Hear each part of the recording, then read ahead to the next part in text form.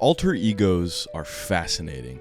Whether it be the sides of superheroes that are normal people and live everyday lives, a secret faceless identity that someone has to protect the ones they love, or in a more real sense, a different set of shoes that house different talents that you can step into at will. And the medium where I feel like this idea is at its truest form is music. Whether it's an exaggerated and romanticized version of this concept, where the two are almost completely different people, or a more realistic version where the alter ego is simply just a stage name the person dons when stepping onto the stage. The latter is a super interesting concept, especially for people who already have their foot in the industry. With actors especially, it's super interesting to see a shift to a music career, where it seems like the only thing that's changed is their stage name. This is where the Nepo baby and the industry plant allegations are at an all-time high, because what's to say your audience won't just like your music because you're famous? Which is a very fair argument, but someone was able to beat this argument, a critically acclaimed and award-winning artist on both fields who made a name for himself in both areas, and is widely regarded as one of the best working people in both fields. This is, of course, Donald Glover, otherwise known as Childish Gambino. Donald Glover is truly a force to be reckoned with, whether he's in front of the camera or in front of a microphone. Both aspects of his life are incredible, but I find that his music career, while highly accredited, stops getting discussed after a certain point. To my surprise, and maybe I was just looking in the wrong place, there isn't much discussion about the Childish Gambino project after his album Because the Internet. And I find that so interesting, not just because some of the most interesting parts of his career came after that, but because he's so incredible. I feel like there would be retrospectives of his career out the wazoo, like he's a Five Nights at Freddy's game. But be that as it may, there aren't. And this is where I come in. Today I want to talk about one of the greatest music artists alive right now, who just so happens to be an amazing actor and a boba shop owner. I forgot that happened. As it seems like the Childish Gambino project is at its end, I feel like it's only fair that we give it its flowers wherever it's possible. So welcome, my name is Henry, I love music, and this is where I talk about it. If this is your first time seeing me, hello. I talk about artists, I analyze albums and soundtracks, and I also interview artists sometimes. If any of those things sound interesting to you, you should subscribe, because a majority of the people that watch my channel aren't, and that makes me sad. You should subscribe, please. I asked nicely, so I think you have to now. I upload videos like this every 2 weeks. I know I missed a week last week though, so sorry. So you should stick around, but without further ado, this is the Childish Gambino retrospective. Now, in order to understand how the music side of things even started for Donald Glover, we need to dive back into his very early life. Donald Glover was born on September 25th, 1983, at an Air Force base in Edwards, California. He would go to NYU for dramatic writing, and it was here in 2008 where his music career would start. Because as he was brainstorming, just like he was pulling out the Master Sword, an angel came to him from a bright light in the sky and gave him the stage name that would make him famous: Childish Gambino. I'm just kidding. He got it from a Wu-Tang Clan name generator. Which, if you guys were wondering what mine is, it is Misunderstood Criminal. I'll come back to you on that one if I decide to start making music. Between 2008 and 2010, he would release 5 different projects under the name Childish Gambino. Sick Boy in June of 2008, Point Dexter in September of 2009, and then throughout 2010, he would release I Am Just a Rapper, I Am Just a Rapper 2, and Cul-de-sac. These 5 mixtapes, while still being good, would fly mostly under the radar, and would act more as just Gambino strengthening his musical muscles. That next year, a month before he announced his I Am Donald tour, he would release the EP. Very creative. It's also very important to know that all of these mixtapes and projects were released independently. He didn't have anybody backing him or any kind of record deal. All of this was really just training. But it was that next year, in 2011, that things were about to get serious. As I mentioned earlier, and as I'm sure you're aware, Donald Glover was a recurring character on the series Community. Widely revered as his breakout role, Community not only provided acting credentials for him, but it connected him to the person who would be his most frequent collaborator in his entire musical career: Ludwig Göransson. Yes, the same guy who just scored The Odyssey and has also scored all of these different movies. He also scored Community. Gambino would approach Göransson about producing his first album, and the rest was history. The first full-length Childish Gambino album was in production. On November 15th, 2011, the 13-song, 56-minute-long album Camp would release, preceded by the singles Bonfire and heartbeat. While this being his first release and the album releasing almost 15 years ago, it still holds up incredibly well. It has a cult following and is still some people's favorite Childish Gambino album to date, and it was beloved at the time as well, peaking at number 11 on the Billboard 200. Following this album, the Camp Gambino tour would commence after it got postponed because he fractured his foot. At this point, Donald Glover was at a great spot in both of his careers. His music was doing insanely well, he still had his acting jobs, but he still wanted to go bigger and better. The next album he was coming up with was going to be insane, but he didn't want to throw his audience into a higher budget, more expansive sound straight off the get-go from Camp. He wanted to feel like there was a gradual increase or bridge in between the two albums. And so, to better visualize that bridge, in the year 2012, Gambino released the mixtape Royalty. The mixtape had a bigger, more expansive sound, but also had a lot more collaborators, something Gambino wanted people to get used to the idea of. His music was starting to grow from just only solo songs to bigger gatherings. And to finalize all of those ideas and to reach the end of the bridge, Gambino got back with Göransson, got back in the studio, and made another classic. Preceded by the singles 3005, Crawl, and Sweatpants, and even a short film starring Chance the Rapper. I bet a lot of y'all forgot about that one. Childish Gambino had a second studio album under his belt, Because the Internet. And it seemed like he caught lightning in a bottle twice. The album debuted at number 7 on the Billboard 200. It would receive 2 Grammy nominations and would be accompanied by a 72-page screenplay. The screenplay was designed to be read alongside listening to the album and just amplifies the themes, the story, and the messaging in the album 100 times over. It's a super cool experience and not something I can think of another artist doing. If you haven't read the screenplay while listening to the album, I highly recommend you do so. But again, this album released to insane success and just kept proving that Glover was not just a celebrity that was successful at music for being a celebrity. He was a very talented musician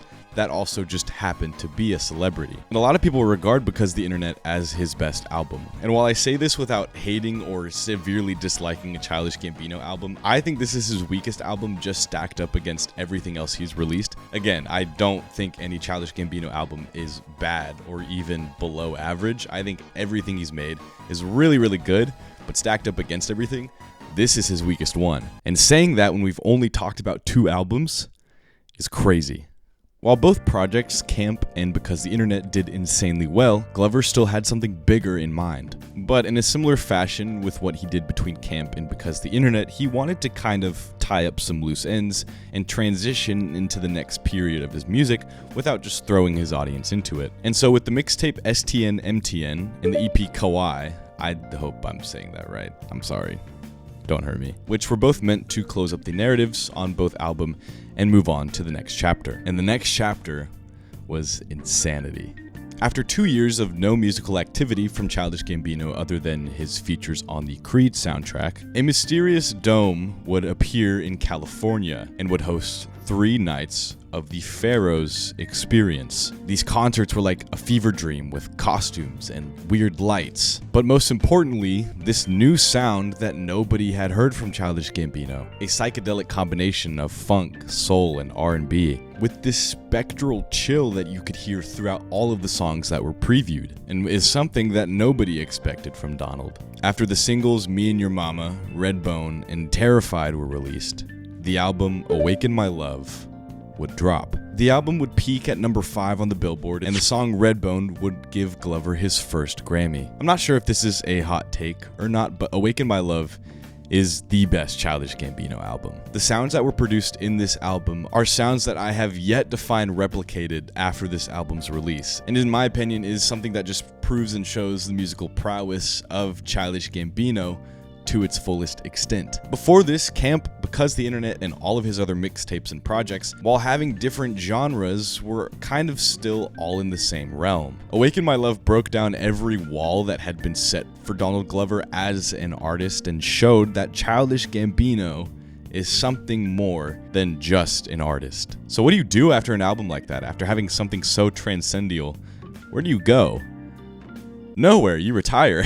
Or at least that's what Donald said. In 2017, while performing at Govball, Glover announced that he was going to retire the name Childish Gambino after this next album. Glover viewed his musical career kind of as a series of movies, where there have now been multiple installments. He didn't want this project to feel like it was too drawn out and wasn't adding anything to the space that it was in. Glover was a very intentional artist, and if the music he was creating wasn't changing or adding anything to the music space, he didn't want to do it anymore. But that still meant there was some time in between then and his next album. So what was he gonna do? Well, in true Childish Gambino fashion, after signing with RCA Records, he would do something completely out of his lane and out of his genre. He would create the song This Is America, arguably regarded as one of the most culturally impactful songs of its time. This Is America was released alongside its incredibly viral music video. Blending heavenly choir-like vocals with a very heavy beat, This Is America confronted some of the most pressing systemic issues that were going on in the United States. It would be discussed all over the news, online, and in every single space imaginable. It was a cultural event and would spark a tour, a Saturday Night Live performance,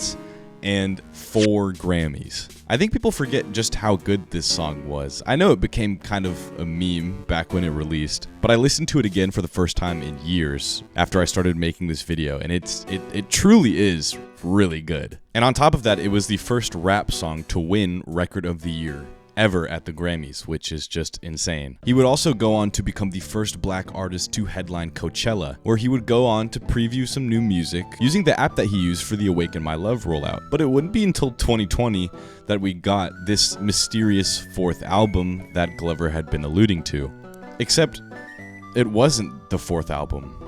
It wasn't really anything. On March 15th of 2020, a new and surprise album would get continuously looped on his personal website for 12 straight hours. The songs were all completely new, and it featured Ariana Grande and 21 Savage, something that he had never mentioned before. That next week, the album would release as 3/15/20 on streaming platforms and would peak at number 13 on the Billboard 200. The album was received very well, but it was kind of clear that this was not his last album. It was a surprise. It was a little rough around the edges and unfinished, and none of these songs actually had titles, kind of similar to Kendrick Lamar's Untitled Unmastered. So to ease up the confusion, in November of that year, Donald Glover would go onto Twitter and say that his next album would be his biggest by far. He also dropped the Summer Pack in 2018, which I do feel like is important because Feels Like Summer is a great song. But that would be the last news we heard about Childish Gambino for 4 straight years. It wouldn't be until 2024 that we got any kind of new music content from him. But in April of that year, on his radio station called Gilga Radio, Donald Glover announced that he was going to be releasing a finished version of 3/15/20. He said that he was going to finish some of the songs, reorder the tracks, give the songs titles, and more so just adding a polish to the what he thought was an unfinished album from the surprise album from 2020 that he considered unfinished. And that's exactly what he did. The next month, he would release At a Vista and completely remove 3/15/20 off of streaming services, replacing it with its finished counterpart. Features were accurately credited, tracks were reordered, there were some production changes, and all in all, At a Vista was given its true glory. 3/15/20 had kind of accumulated its cult following in the time that it was out, and so it was a little disappointing to a lot of people that that version of the album had been swapped and changed, which is not a new phenomenon. A lot of times when artists do that with albums, a lot of people still prefer the older, more rough versions. But At a Vista was still released to very high critical acclaim. And it was in that same radio broadcast where he announced that 3/15/20 was going to be fixed and changed, that he would announce what he called the true final Childish Gambino album, Bando Stone and the New World. An album that would be a soundtrack to an accompanying film. The album would be Glover's most cinematic and grandiose project to date.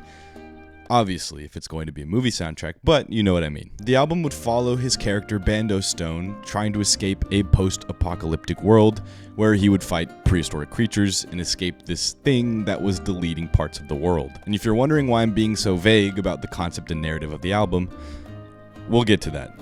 Give me a second. After the release of both of these albums, Gambino would go on his biggest tour ever, the New World Tour. his first arena tour before the official retiring of the Childish Gambino name, which he said was due to all of the obligations he currently had going on at the time. But it was halfway through this tour that Glover would cancel all remaining shows after a few different health crises that left his life in jeopardy for a short time. He would make his last public appearance as Childish Gambino at his 2025 Camp Flognaw headlining performance, and that was it. That was the end. An abrupt but necessary end to the Childish Gambino project left a lot of things up in the air. It left the New World Tour completely unfinished without there being any hope for another one in the future, which is not a bad thing. Always put your health first. It left a lot of the songs that he previewed on Gilga Radio to be just lost media at this point. I don't think any of them are ever going to get released. But the biggest thing, Bando Stone in the New World, was never released. The movie that was supposed to accompany this grandiose soundtrack and put everything into perspective was never given a date.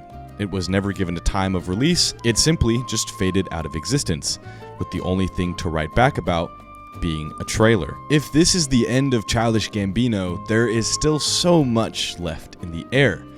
So truly, what is going to happen? Will we ever see Bando Stone in the future?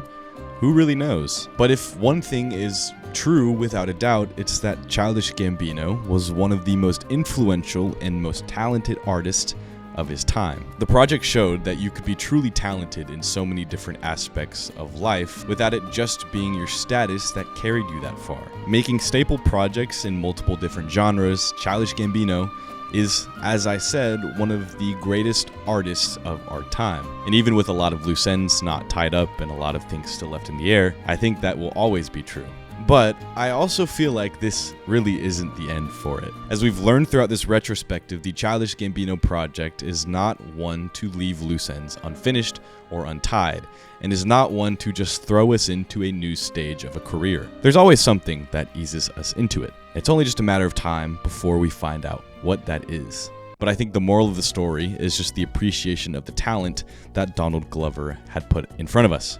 Especially while going through all these different health things. That's just insanity that he was able to push through all of those. It's crazy. But that is the Childish Gambino retrospective. Thank you so much for watching. I really do appreciate it. If you watched all the way through and you haven't subscribed, you should do that. It's the best way to support the channel. Thank you so much for watching. I know I took kind of an extended break from my upload schedule, which my bad. But to everyone that waited, thank you so much. I really do appreciate it. And I'm very excited to keep making videos for you guys. So again, thank you so much for watching.